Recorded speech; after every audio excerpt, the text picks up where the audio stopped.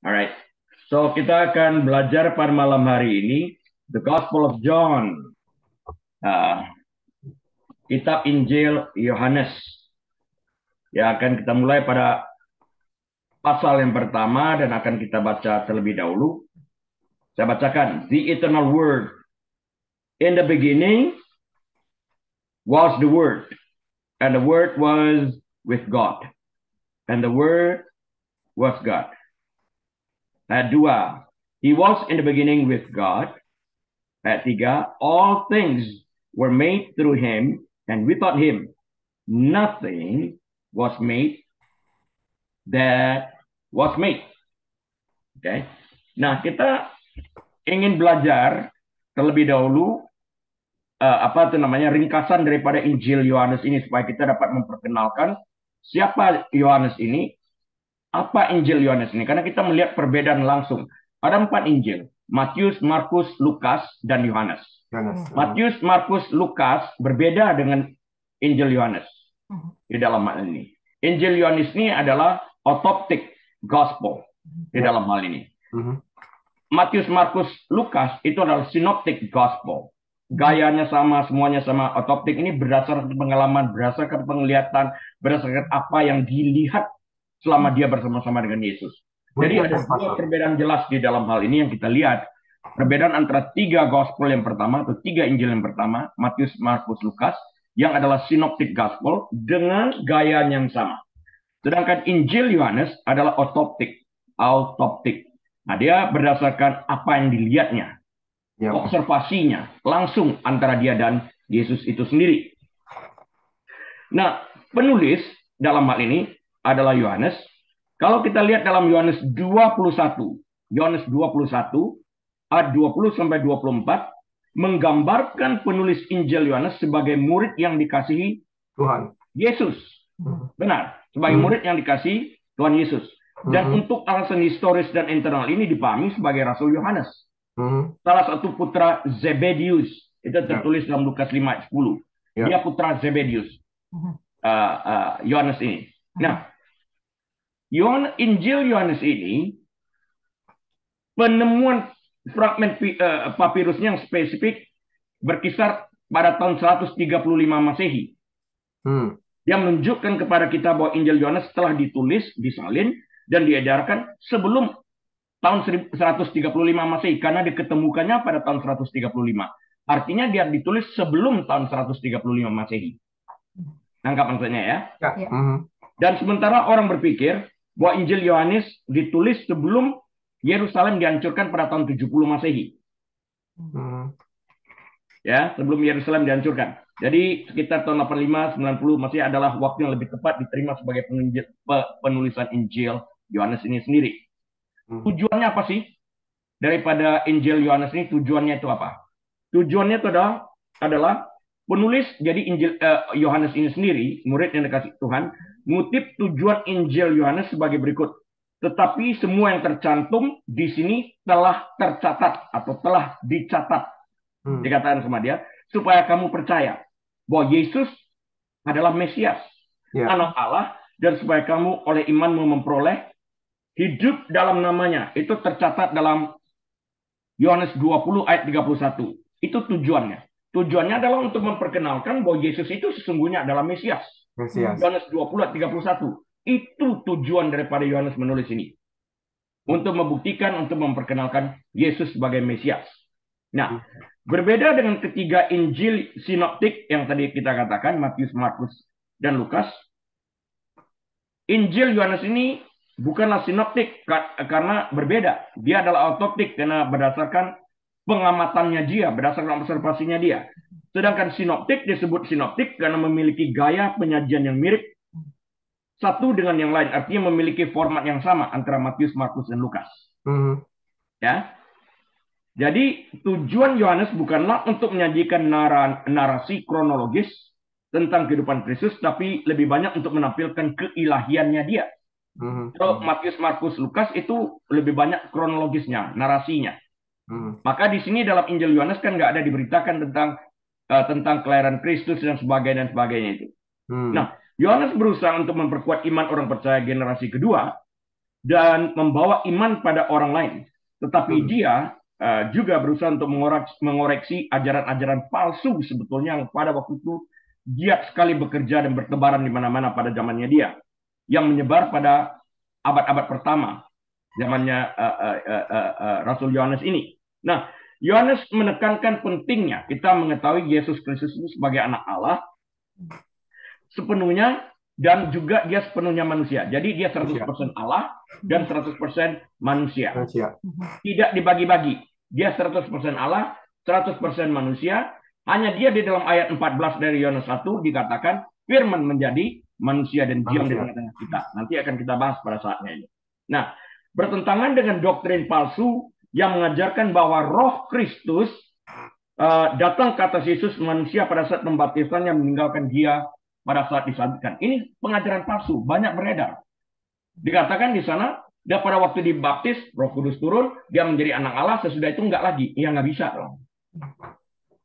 Itu pengajaran palsu di dalam hal ini. Nah, ayat kuncinya apa? Ayat kunci daripada Injil Yohanes ini apa?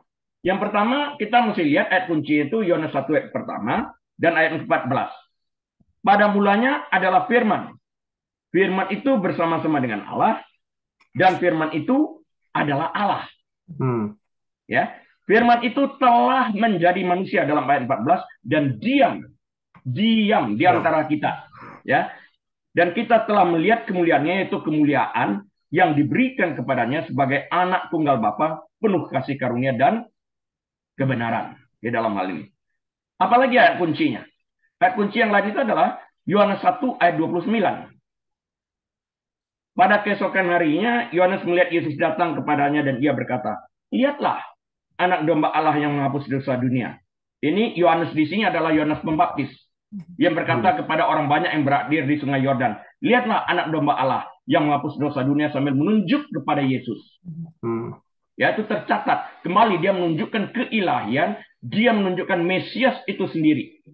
Penting kita lihat, Mesias ditampilkan di dalam hal ini. Ayat kunci lainnya adalah Yohanes 3 ayat yang ke-16. Kita bicara tentang ayat-ayat kunci dulu ya, supaya mengerti mengapa dia ditulis. Yohanes 3 ayat 16. Karena begitu besar kasih Allah akan dunia ini, sehingga ia telah mengaruniakan anaknya yang tunggal, supaya setiap orang yang percaya kepadanya tidak binasa, melainkan beroleh hidup yang kekal. Nah, perlu kita tekankan di sini, dunia yang tertulis pada Yohanes 3:16 ini bukanlah dunia di mana kita tinggal, tapi dia berbicara tentang manusia berdosa, orang berdosa. Dari mana kita tahu? Karena dalam Yohanes 3:16 ini dikatakan supaya setiap orang yang percaya, dunia sebagai bumi tempat kita tinggal tidak dapat percaya. Yang dapat percaya itu adalah orang. Nah, dalam hal ini adalah orang berdosa. Jadi karena itu kita mengatakan the believing sinner will be justified. Orang berdosa yang percaya itu yang akan dibenarkan di dalam Yesus Kristus. Ya. Ayat kunci berikutnya itu adalah Yohanes 6 ayat 29. Yohanes 6 ayat 29. Jawab Yesus kepada mereka, "Inilah pekerjaan yang dikehendaki Allah, yaitu hendaklah kamu percaya kepada Dia yang telah diutus Allah." Kembali dikatakan, percaya kepada Dia yang telah diutus Allah. Percaya kepada Mesias itu. Dia diutus. Ya, itu di sana. Yohanes 10 ayat 10. Pencuri datang hanya untuk mencuri, membunuh, dan membinasakan. Aku, kata Yesus, datang supaya mereka mempunyai hidup dan mempunyainya dalam segala kelimpahan. Mempunyai hidup di dalam Kristus itu adalah hidup yang berkelimpahan karena kita tidak mengalami kematian di dalam Dia. Kita menikmati hidup yang berkelimpah di surga yang baka itu sendiri. Menikmati hadirat Allah selama-lamanya. Menikmati kemuliaan Allah. Menikmati hadirat Allah. Ini kekayaan yang terbesar yang dapat kita alami. Bukan hanya saat kita hidup di bumi, tapi kekal di surga nanti. Karena kita adalah anak Allah ini sendiri. Ya. Yohanes 10 ayat 28 merupakan ayat kunci yang berikutnya. Yohanes 10 ayat 28. Dan aku memberikan hidup yang kekal. Aku ini Yesus. Memberikan hidup yang kekal kepada mereka. Dan mereka pasti, ada sebuah kepastian, tidak akan binasa sampai selama-lamanya. Dan seorang pun tidak akan dapat merebut mereka dari tanganku. No one can can snatch them out of my hand, neither out of my father's hand. Artinya sekali dia menyelamatkan kita, nggak dibatalkan. Yesus tidak membatalkan itu di dalam hal ini. Artinya sebentar gua selamatkan, sebentar enggak seperti itu. Ya, nggak keluar masuk surga neraka nggak seperti itu.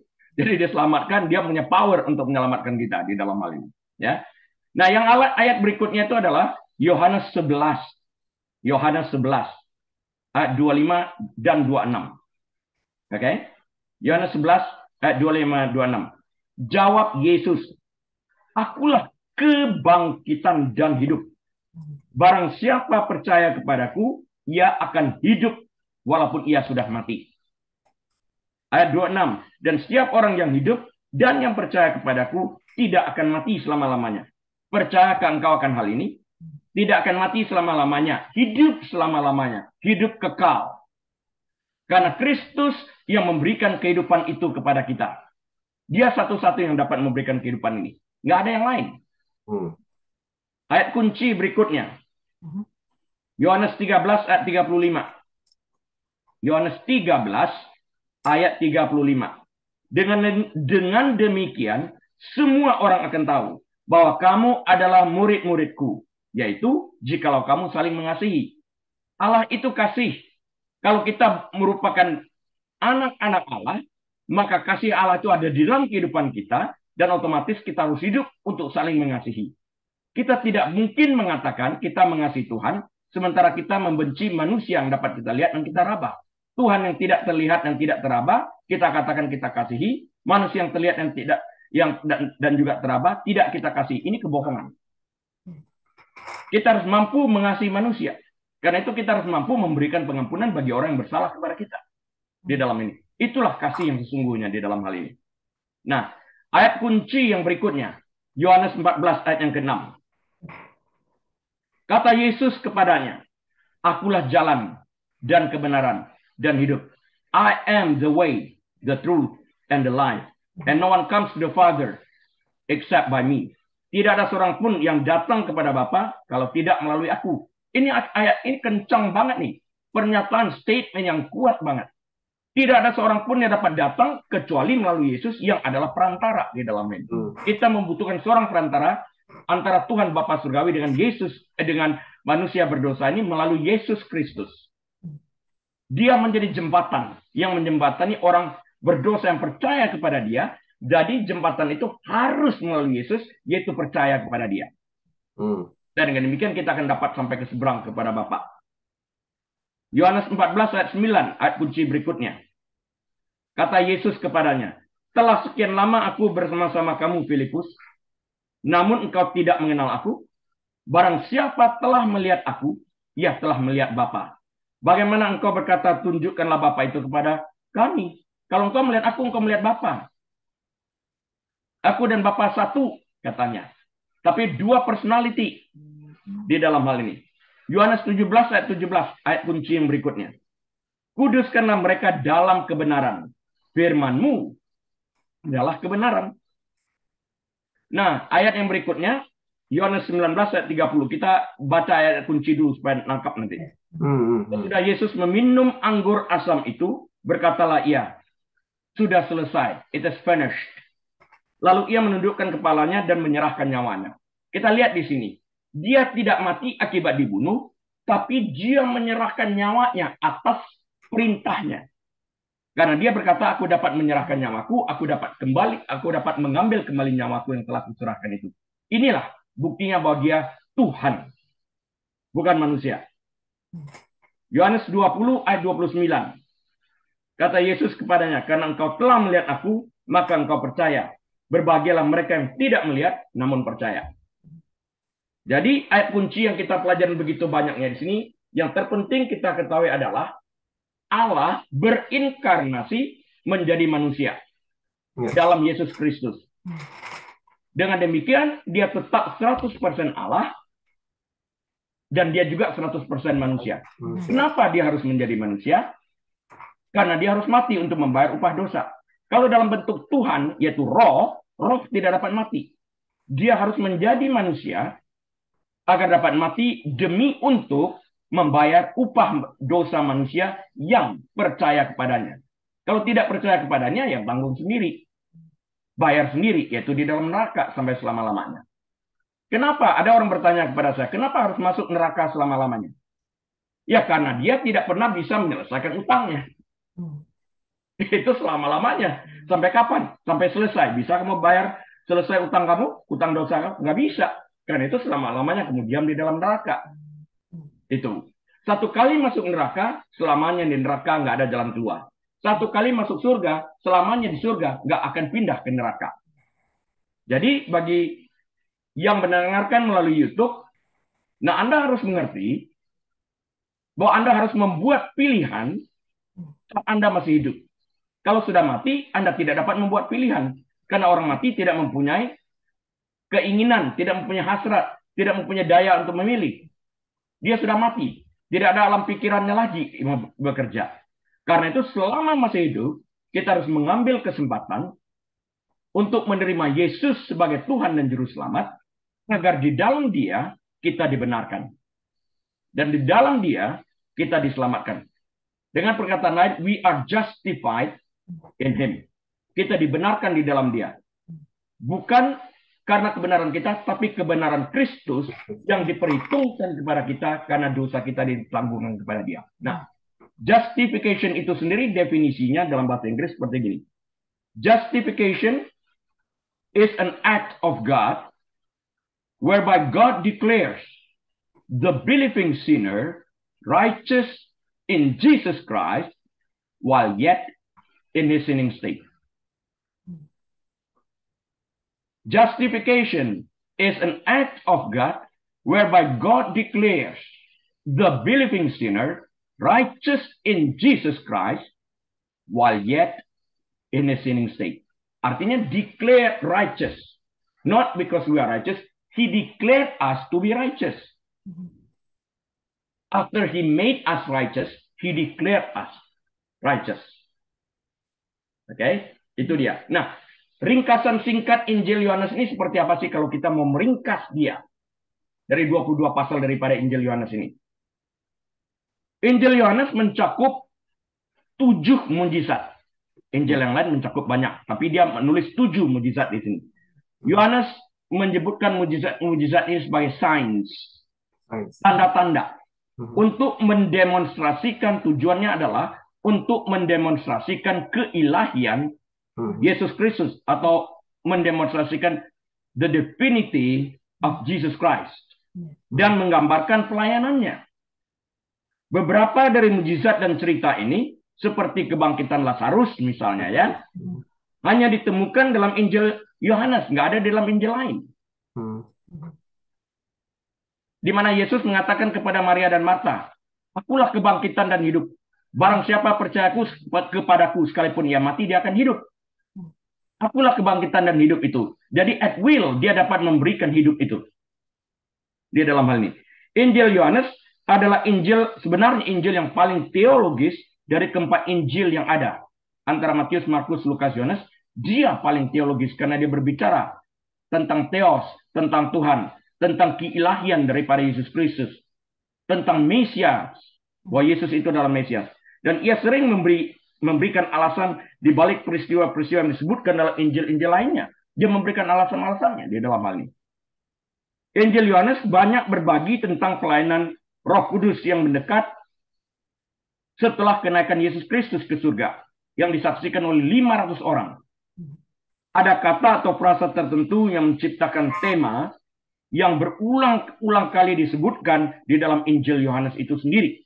Di dalam hal ini. Misalnya percaya, believe. Tadi kita sudah lihat juga tuh. Percaya, believe. Itu disebutkan berulang-ulang. Bersaksi, witness. Aku bersaksi.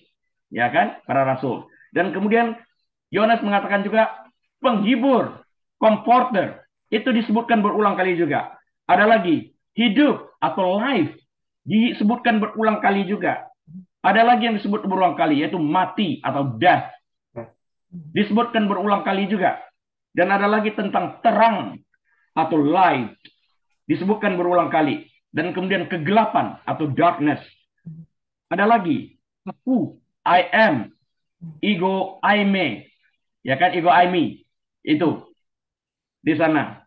Dan kasih atau love di dalam hal ini. Tapi yang paling menonjol kalau kita lihat di dalam Injil Yohanes itu 3 perkataan yang menonjol itu adalah word, life, light. Firman, kehidupan, dan terang. Word, light, life. Itu pop up. Itu menonjol banget pada Injil Yohanes. Nah, Injil Yohanes ini memperkenalkan Yesus Kristus bukan dari kelahirannya. Seperti Matius, Markus, Lukas, itu kan dari kelahirannya. Yohanes tidak. Dia memulai dari awal, the beginning, di dalam hal ini. Bahkan dia kalau kita perhatikan dalam ayat 1, 2, 3, dia menarik back kepada past eternity. Itu yang terjadi. He goes beyond to past eternity, kepada kekekalan di masa lampau. Ya kan?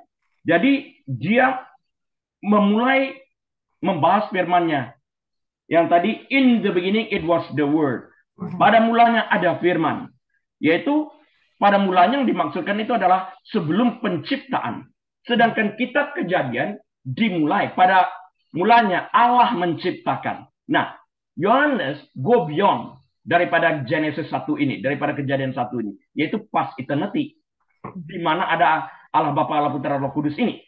Ya, Yohanes menyebut Yesus firman atau logos yang sebagai Allah sendiri terlibat dalam setiap aspek penciptaan seperti yang kita baca dalam Yohanes 1 ayat 1 sampai 3 tadi. Kita baca 3 ayat yang pertama tadi. Dia terlibat di dalam penciptaan. Karena di dalam ayat 2 dikatakan he was in the beginning with God.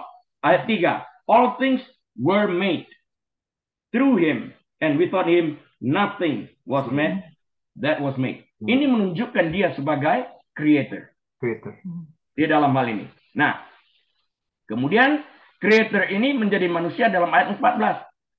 Dan firman itu menjadi daging dan diam di tengah-tengah kita. And the word became flesh and dwelt among us. Ya kan? Tujuannya itu adalah untuk menghapus dosa kita. Dia membayar upah dosa kita dengan darahnya. Karena dikatakan tanpa pencurahan darah tidak ada pengampunan dalam kitab Ibrani. Ya.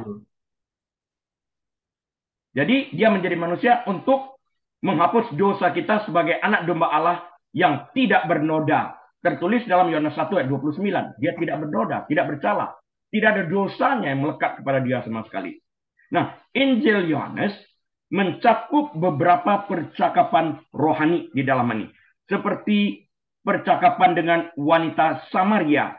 Ya, yang menunjukkan dia sebagai Mesias dalam Yohanes 4 ayat 26. Yang di sumur itu, yang siang hari berbicara dengan wanita Samaria itu. Akulah air kehidupan. Ingat itu ya. Dia berbicara di sana. Dan pertemuan Yesus dengan Nikodemus yang menjelaskan keselamatan melalui kematiannya di kayu salib untuk mewakili semua orang berdosa yang percaya kepadanya. Tertulis dalam Yohanes 3 ayat 14 sampai 16. Dalam pembicaraan ini, dia menunjukkan keilahiannya bahwa orang dapat diselamatkan hanya melalui kepercayaan kepada Yesus Kristus. Itu iman. Jadi iman itu adalah percaya dengan hati, bukan dengan pikiran. Itu dinyatakan lagi di dalam Roma 10 ayat 9 sampai 10. Barang siapa percaya dengan hati kan diselamatkan. Ya kan? Percaya dengan pikiran itu pengetahuan. Berapa banyak orang mengatakan aku percaya, tapi tidak bertindak menerima Yesus ke dalam hati mereka sebagai Tuhan dan Juru Selamat. Mereka nggak diselamatkan karena mereka percaya dengan pikiran. Harus percaya dengan hati, itulah iman. Nah, dalam Injil Yohanes ini, Yesus berulang kali membuat marah para pemimpin Yahudi dengan mengoreksi mereka. Sering dia mengoreksi para pemimpin Yahudi ini seperti yang tertulis dalam Yohanes yang kedua, pasal yang kedua ayat 13 sampai 16. Dia banyak mengoreksi di sana. Waktu dia melakukan penyembuhan pada hari Sabat berulang kali, mereka marah. Akhirnya dia berkata, anak manusia itu adalah Tuhan atas hari Sabat. Hari Sabat diciptakan manusia, untuk manusia. Ya kan? Dan kemudian dia mengklaim sifat-sifat yang hanya dimiliki oleh Allah. Dia menunjukkan tuh, dia klaim ini hanya dimiliki oleh Allah. Kamu lihat itu padaku. Dengan ini aku membuktikan jati diriku sebagai Allah. Orang Yahudi ini marah nih. Itu banyak ayat-ayatnya itu. Antaranya Yohanes 5 ayat 18. Yohanes 5 ayat 18. Yohanes 8 ayat 56 sampai 59. Yohanes 9 ayat 6 dan 16. Serta Yohanes 10 ayat yang ke-33 di dalam hal ini. Nah, 9 pasal terakhir dari Injil Yohanes ini membahas minggu terakhir tentang kehidupan Yesus. Jadi minggu terakhir tentang kehidupan Yesus dibahas dalam 9 pasal terakhir dari Injil Yohanes. Yesus mempersiapkan murid-muridnya untuk kematiannya yang akan datang dan untuk pelayanan mereka setelah kebangkitan dan kenaikannya ke surga. Tertulis dalam Yohanes pasal yang ke-14 sampai pasal yang ke-17 itu. Kemudian Yesus kemudian rela mati di kayu salib, menggantikan semua orang berdosa yang percaya kepada Dia. Tertulis dalam Yohanes 10 ayat 15 sampai 18. Ya. Membayar hutang dosa kita secara lunas, nggak ada yang berutang dia. Jadi nggak perlu api penyucian, nggak perlu. Dia membayar lunas hutang dosa kita dengan darahnya. Jadi darahnya sanggup menghapuskan semua dosa, besar maupun kecil. Tidak ada yang tidak bisa dihapuskan oleh kuasa darahnya. Ya, penting kita ketahui. Yesus kemudian bangkit dari kematian pada hari ketiga, meyakinkan bahwa murid-muridnya yang paling meragukan sekalipun, yaitu Thomas, bahwa dia adalah Tuhan dan Tuhan, He is God and Master. Ya kan? Kita lihat, my God, setelah Thomas, tucukkan dong tanganmu di dalam bekas luka di tanganku, gelambungkan bekas luka itu. Ya kan? My God, dia langsung percaya di sana. Maka Tuhan katakan, berbahagialah orang yang tidak melihat namun percaya di dalam ini.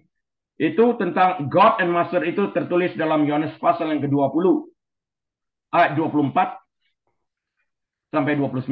Yohanes 20 ayat 24 sampai 29.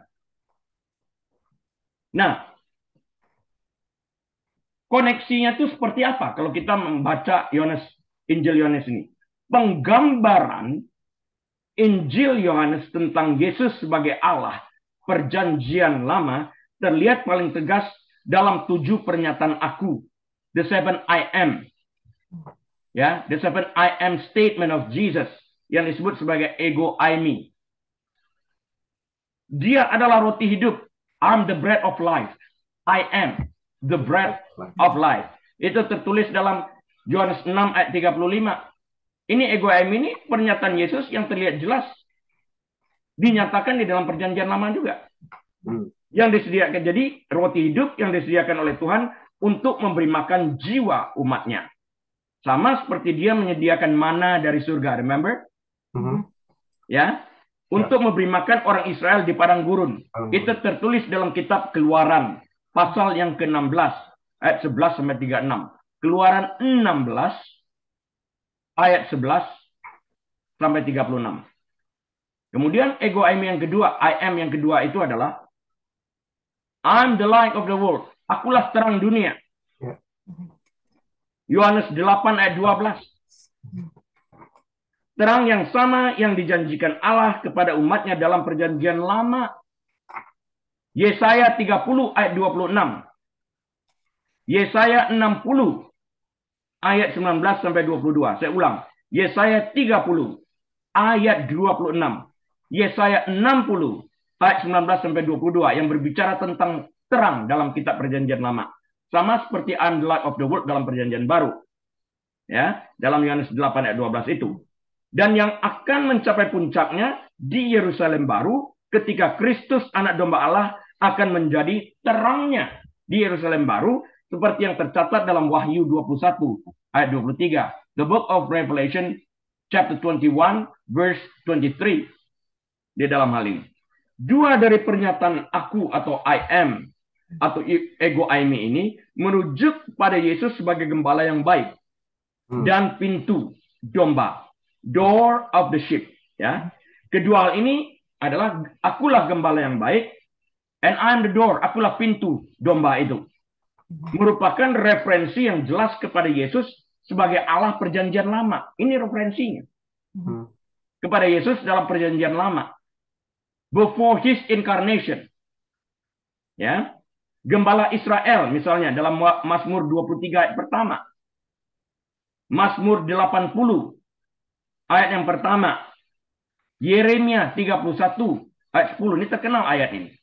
Berbicara tentang gembala itu. Dan kemudian Yehezkiel pasal yang ke-34 ayat yang ke-23. Nah, dan sebagai satu-satunya pintu ke dalam kandang domba dan satu-satunya jalan keselamatan. Yesus, I'm the door. There is no other door. I'm the only door. If you want to go through the gate of heaven, I'm the door that leads you into the green pasture. Di dalam hal ini. Sayangnya, banyak orang Yahudi yang masih tidak melihat kebenaran ini. Sehingga mereka masih menunggu Mesias yang telah ada dan telah datang 2000 tahun yang lalu. Orang-orang Yahudi percaya pada kebangkitan. Percaya mereka. Bukannya enggak. Ya kan? Khususnya orang Farisi. Dan pada kenyataannya, mereka menggunakan doktrin tersebut untuk menjebak Yesus agar membuat pernyataan yang dapat mereka gunakan untuk menghancurkan dia. Di dalam hal ini. Tetapi pernyataannya di makam Lazarus, akulah kebangkitan dan hidup. Mantap dia katakan, akulah kebangkitan dan hidup. Ya kan? Mereka menunggu perkataan lain untuk menjebak dia. Mereka percaya kepada kebangkitan. Waktu itu dia belum mati. Jadi dia hanya bisa berbicara, akulah kebangkitan dan hidup. Cuma itu yang bisa dikatakan kepada dia sebagai jaminan. Pernyataan bahwa dia Mesias. Bahwa dia Allah. Bahwa dia Yahweh. Di dalam hal ini. Itu tertulis dalam Yohanes 11 ayat 25. Nah, hal tersebut pasti dan sangat pasti mengejutkan mereka karena pernyataan akulah kebangkitan dan hidup. I'm the life and the resurrection. Pasti mengagetkan mereka karena Yesus berkata secara terang-terangan merujuk pada kuasanya yang hanya dimiliki oleh Yahweh. Jadi dengan demikian pada waktu dia mengatakan I'm the life and the resurrection, ia mengatakan I am Yahweh. Itu yang dikatakan Yesus. Karena kebangkitan dan hidup itu adalah karakter atau kuasa yang dimiliki oleh Yahweh. Dengan mengatakan itu, dia mengatakan dia equal Yahweh. Ini kan bikin marah orang ini. Bikin marah orang ini. Ajak berkelahi ini. Ya kan? Yesus mengklaim sebagai penyebab kebangkitan, artinya ia berkuasa untuk membangkitkan dan ia juga berkuasa atas hidup dan mati. I'm the life and the resurrection di dalam hal ini. Tidak ada yang lain selain Tuhan sendiri yang bisa mengklaim hal seperti itu. Jadi secara jelas dan terang-terangan di siang bolong dia mengatakan di hadapan orang-orang Farisi itu, aku Yahweh loh. Mereka tahu itu. Apa maksudnya dalam hal ini. Demikian pula Yesus klaim sebagai I'm the way, the truth, and the life. Akulah jalan, kebenaran, dan hidup. Yohanes 14 ayat 6. Jelas-jelas menghubungkan dia dengan perjanjian lama. Dalam perjanjian lama dikatakan jalannya adalah jalan kudus. Ya kan? Yang dinubuatkan oleh Nabi Yesaya dalam kitab Yesaya pasal yang ke-35 ayat yang ke-8. Jalan kudus dikatakan. Dia mendirikan kota kebenaran, the city of truth, yang dalam Alkitab bahasa Indonesia diterjemahkan sebagai kota setia. Cuma dalam bahasa Inggris disebut city of truth. Kota kebenaran. Ya kan? Zakaria 8 ayat 3. Ketika dia berada di Yerusalem dan mengkhotbahkan kebenaran Injil, dia mengatakan hal yang seperti itu. Nah, sebagai hidup, Yesus menegaskan keilahiannya pencipta kehidupan. Dia sang pencipta kehidupan. Allah yang berinkarnasi. Yohanes 1 ayat 1 sampai 3. Yohanes 1 ayat 14, Allah menjadi manusia. Kejadian 2 ayat 7. Akhirnya, sebagai pokok anggur yang benar. I'm the true vine. You are the branches. Yohanes 15 ayat 1 dan ayat 5.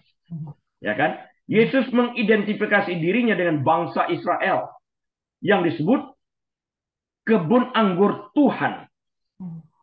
Ya, disebut sebagai kebun anggur Tuhan dalam banyak bagian dalam perjanjian lama. Ya, sebagai pokok anggur dari kebun anggur Israel, dia pokok anggurnya. Dia menggambarkan dirinya sebagai Tuhan dan Raja dari Israel.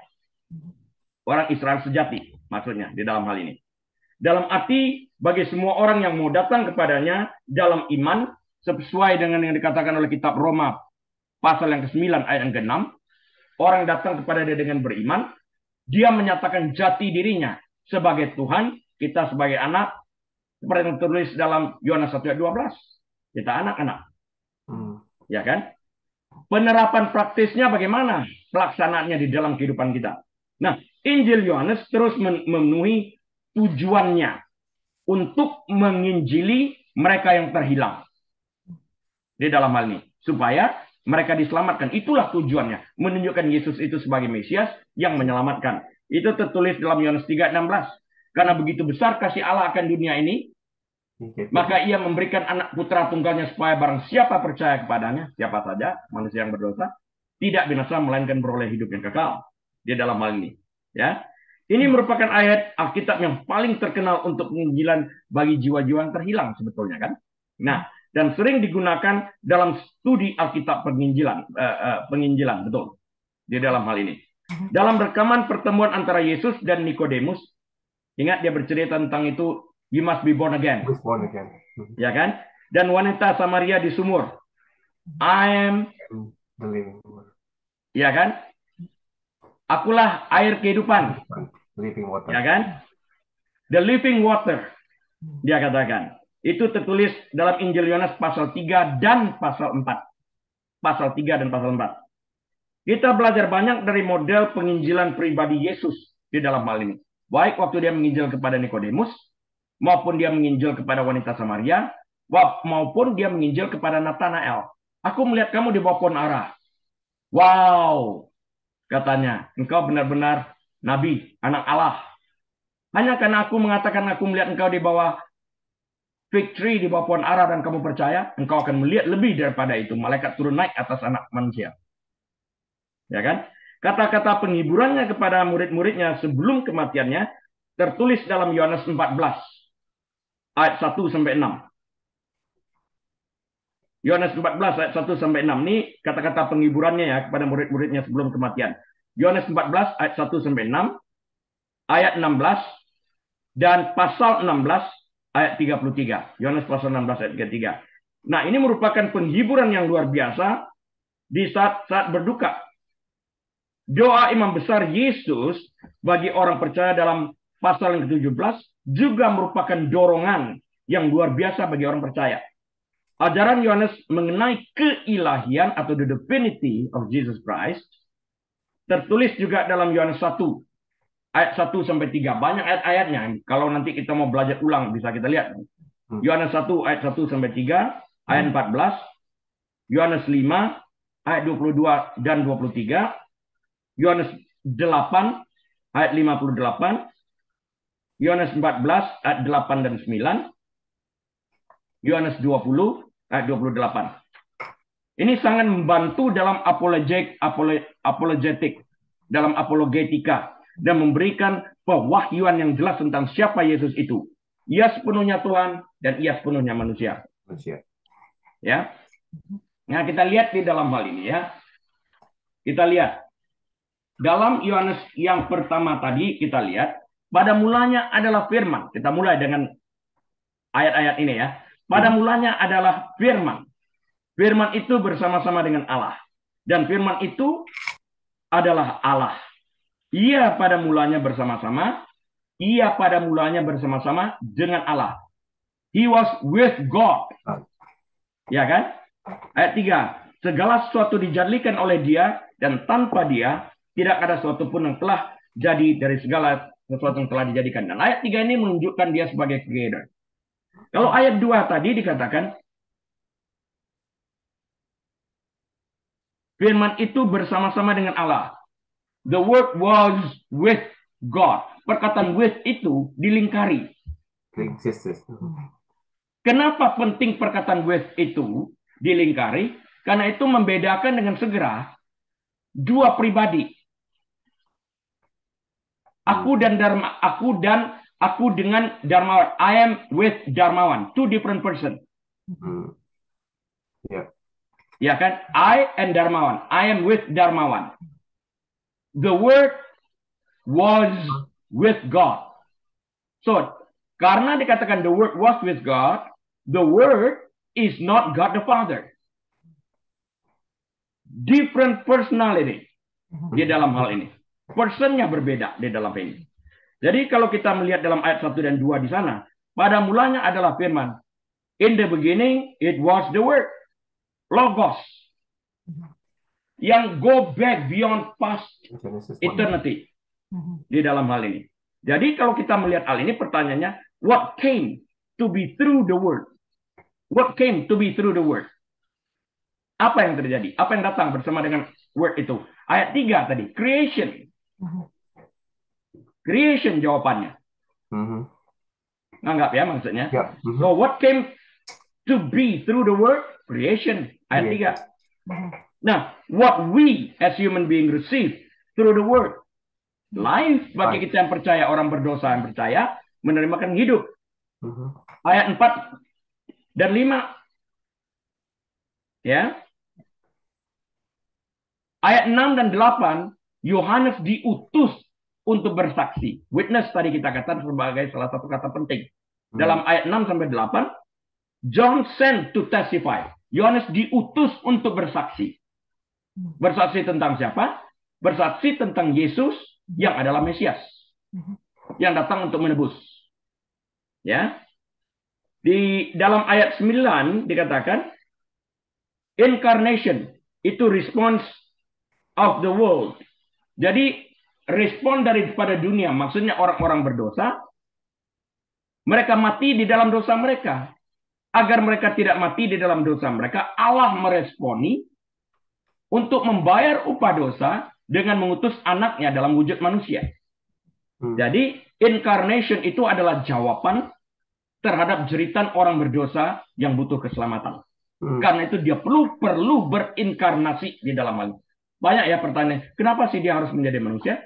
Sebagai jawaban terhadap solusi daripada dosa. Karena manusia yang dosa. Iya, manusia berdosa, dosa itu circumstances yang hanya dapat diselesaikan oleh Yesus dengan melalui kematiannya di kayu salib.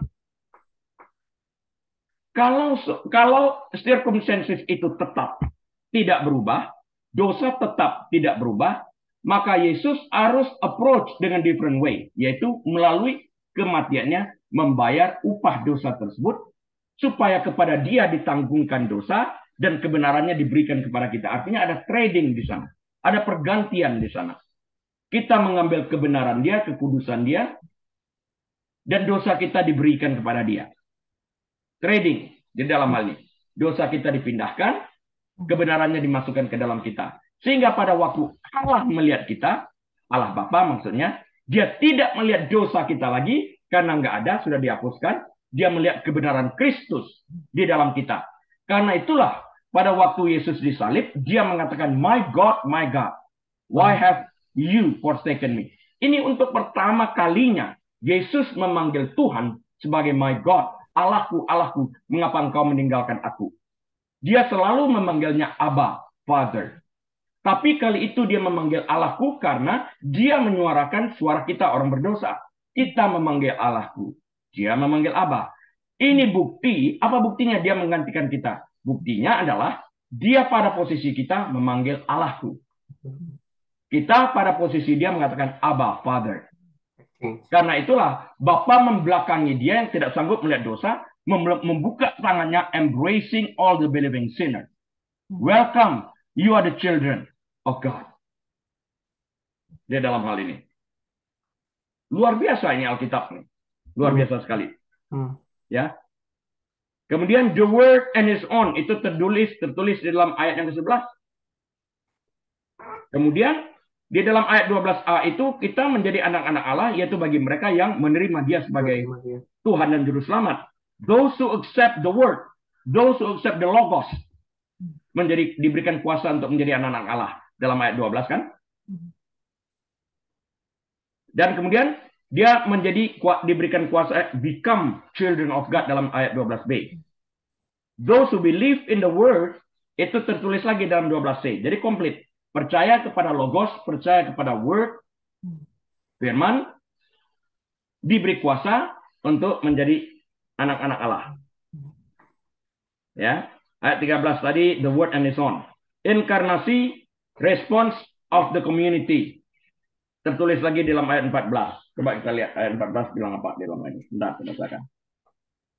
And the word became flesh and dwelt among us, and we beheld his glory, the glory of the only begotten of the Father, the only begotten of the Father, full of grace and truth.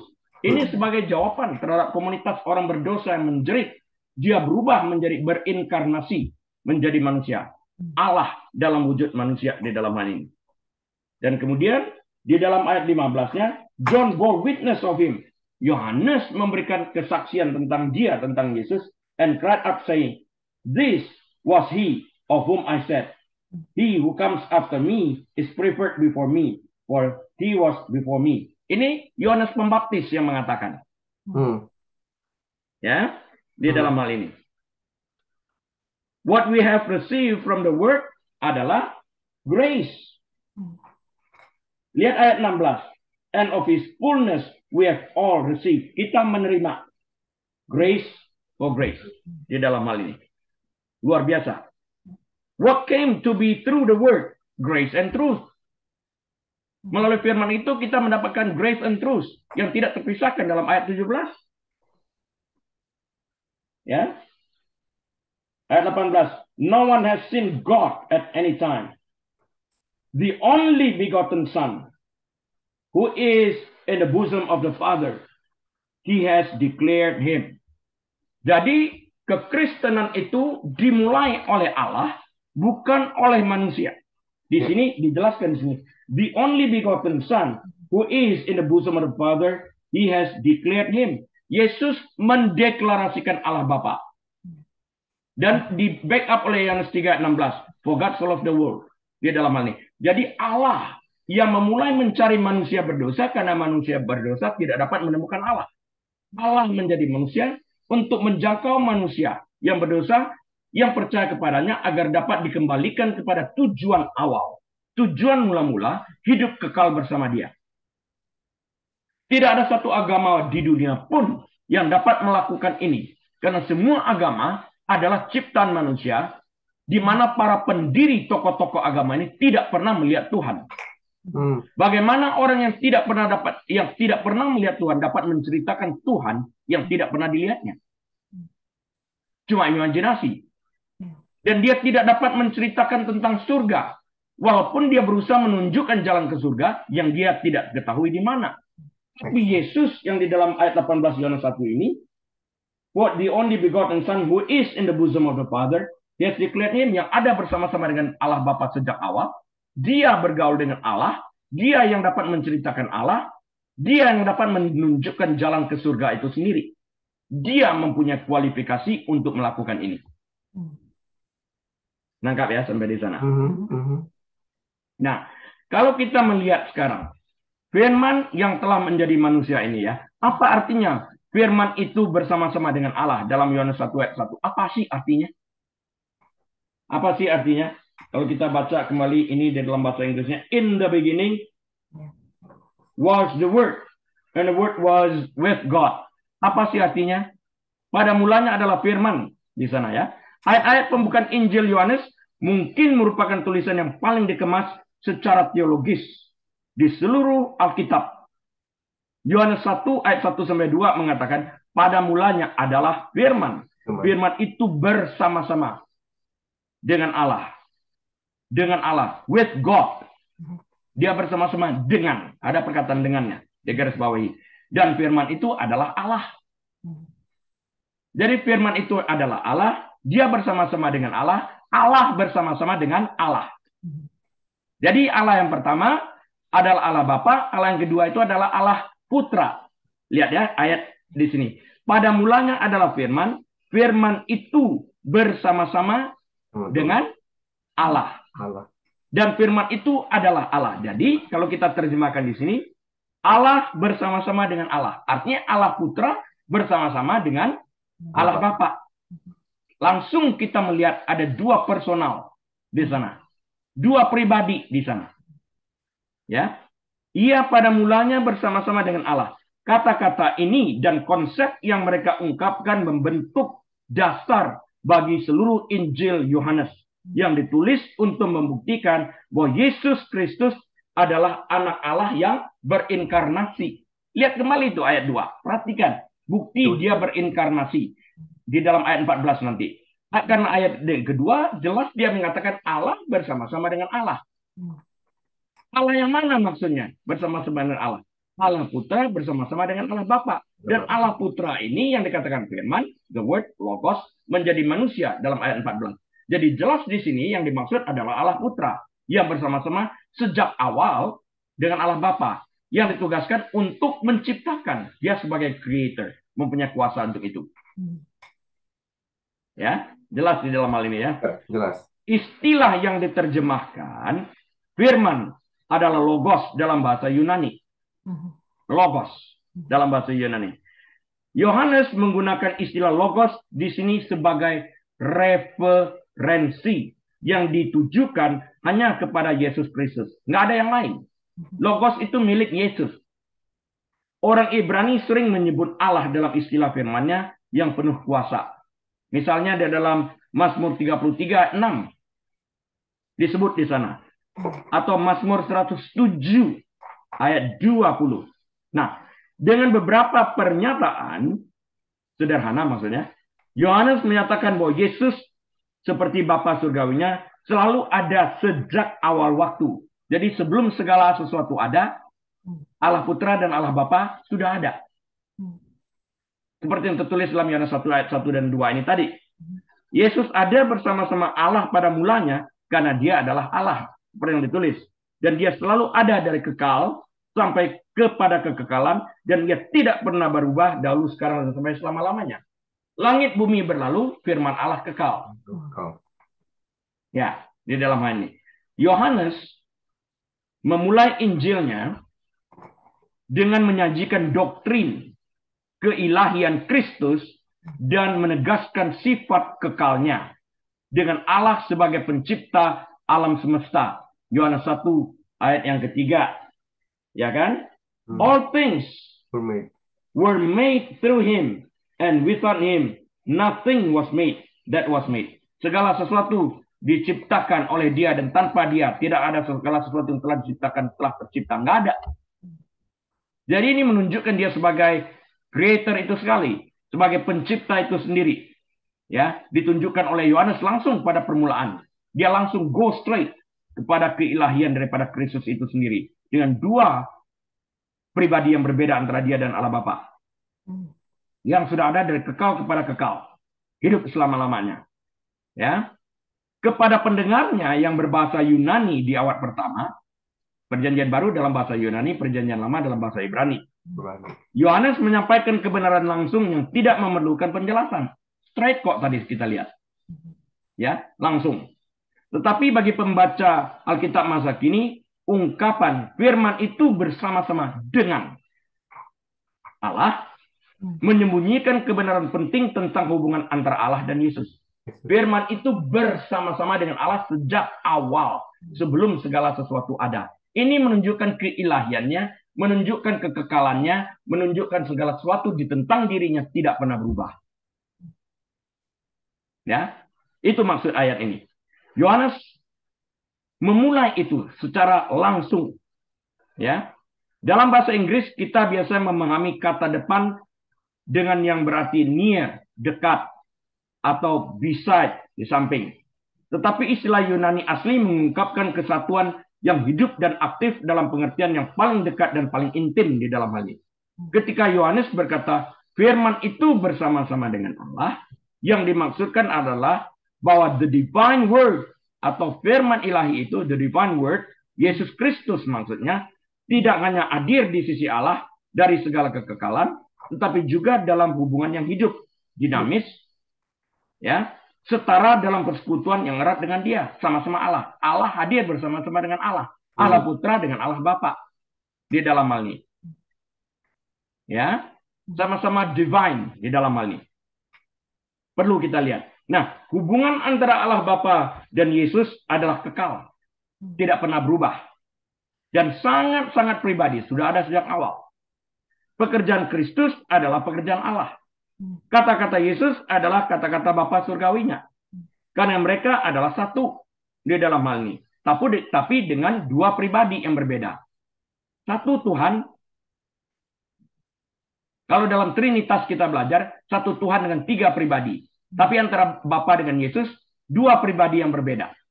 Dengan Roh Kudus, tiga pribadi yang berbeda, tapi satu Tuhan. Equally God. God the Father equals God the Son equals God the Holy Spirit. Sama di dalam hal ini. Karena mereka adalah satu, Yesus mengungkapkan hati dan pikiran Allah kepada kita. Nggak mungkin berbeda. Itu menunjukkan kesatuannya di dalam hal ini. Yohanes 14 ayat 9 dan 10 menjelaskan itu kepada kita. John chapter 14 verses 9 and 10.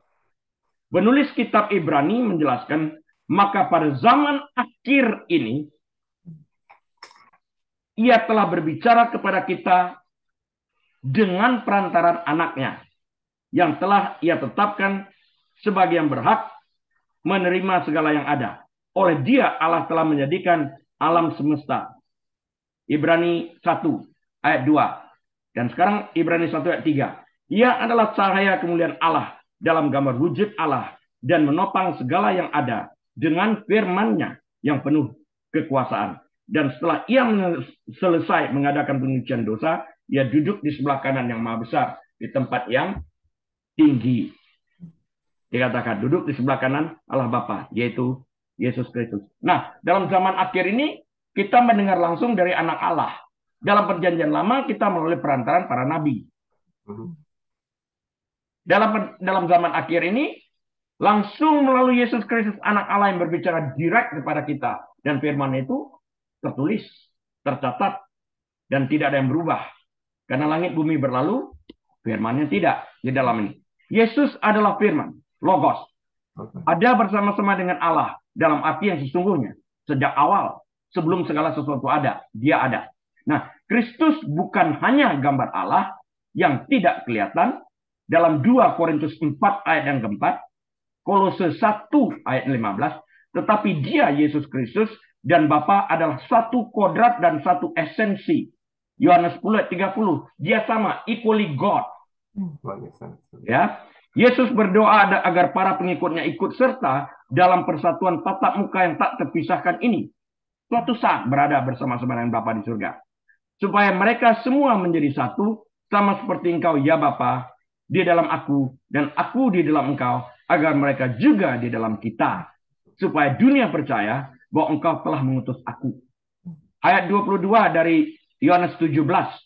Yohanes 17 ayat 21-22. Sekarang ayat 22. Dan aku telah memberikan kepada mereka kemuliaan yang Engkau berikan kepadaku.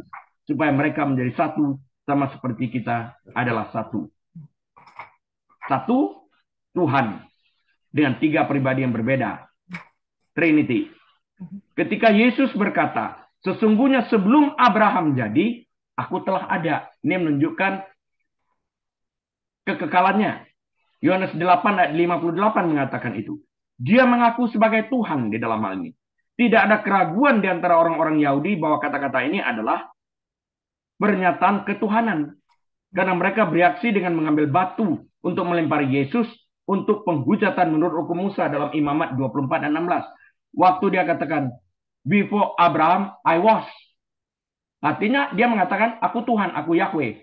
Mereka nangkap waktu dia mengatakan, before Abraham, I was. Mereka ambil batu mau timpuk dia. Karena mereka menganggap dia blasphemy. Di dalam hal ini. Dia jelas-jelasan mengatakan itu. Nah, pembaca bahasa Inggris mungkin harus menggali di bawah permukaan untuk memahami apa.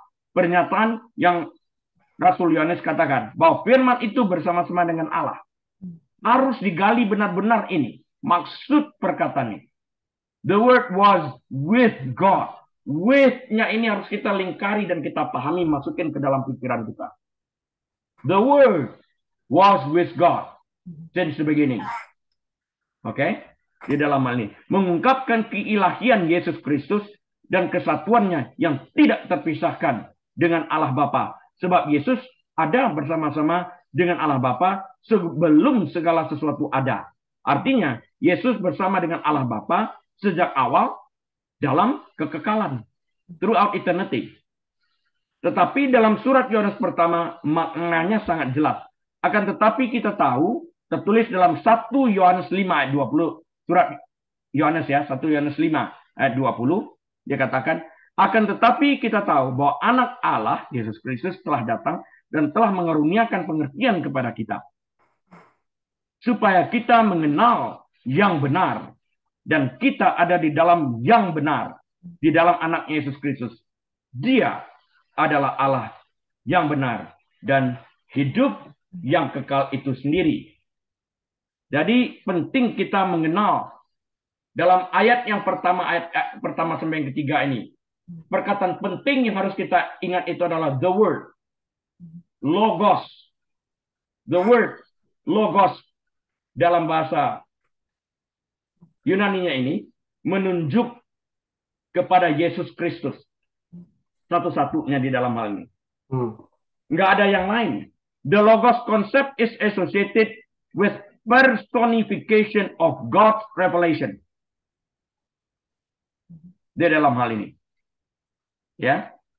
The Logos was conceived of as bridge between the transcendent Holy God and the material universe. Allah hadir di dalam dunia. The Logos becomes man, human being. Hadir di dalam dunia. Di dalam hal ini. Untuk bersatu dengan manusia yang berdosa. Supaya Allah yang tidak terlihat menjadi terlihat di dalam Yesus Kristus. Allah yang tidak teraba menjadi dapat diraba di dalam Yesus Kristus. Allah yang sempurna di dalam pribadi Yesus Kristus. Bapa kemuliaannya dinyatakan kesempurnaannya di dalam sebuah pribadi yang kita sebut sebagai Kristus ini, Yesus Kristus, the Logos, the Word of God, who dwell among us di dalam hal ini. Jadi perlu kita ingatkan itu kembali dan kembali. Jadi kita harus mengerti the deity of the Logos ini sendiri, keilahian daripada Logos itu sendiri. Jadi ingatkan kembali, Yohanes memulai pernyataan itu dengan go back to the past eternity. Walaupun in the beginning kita menemukan juga di dalam kitab Kejadian, in the beginning God created. Allah memulai penciptaan, creation. Tetapi di dalam Yohanes 1, he goes beyond creation. He goes beyond creation, meaning sebelum creation ada, the word ada. Dia menunjukkan keilahian. Karena sebelum segala sesuatu ada, dia ada. Ya. Nah, Kejadian memulai pada creation. Yohanes memulai beyond, sebelum creation. Past eternity. Ini bedanya daripada in the beginning-nya. Di dalam hal ini. Oke. Jadi buat sementara kita bahas 3 ayat dulu. Ini sudah 1 jam. Jadi mantap. Very good. Semoga kita akan belajar lebih banyak lagi. Di masa yang akan datang kita akan belajar bersama-sama. Ayat demi ayat. Pasal demi pasal. Supaya kita mengerti kebenaran firman Tuhan sewaktu kita belajar. Dan nama Tuhan dipermuliakan. Tuhan Yesus, kami terima kasih Engkau baik bagi kami. Apa yang telah kami pelajari, biarlah itu berbuah di dalam hati kami, tumbuh di tanah yang subur, dan menghasilkan buah yang boleh mempermuliakan nama Bapa. Tolong setiap pendengar yang mendengarkan melalui YouTube, mengerti kebenaran firman-Mu yang kekal. Engkau dipermuliakan, kami bersyukur di dalam nama Tuhan Yesus. Haleluya. Mau kita percaya katakan, amin.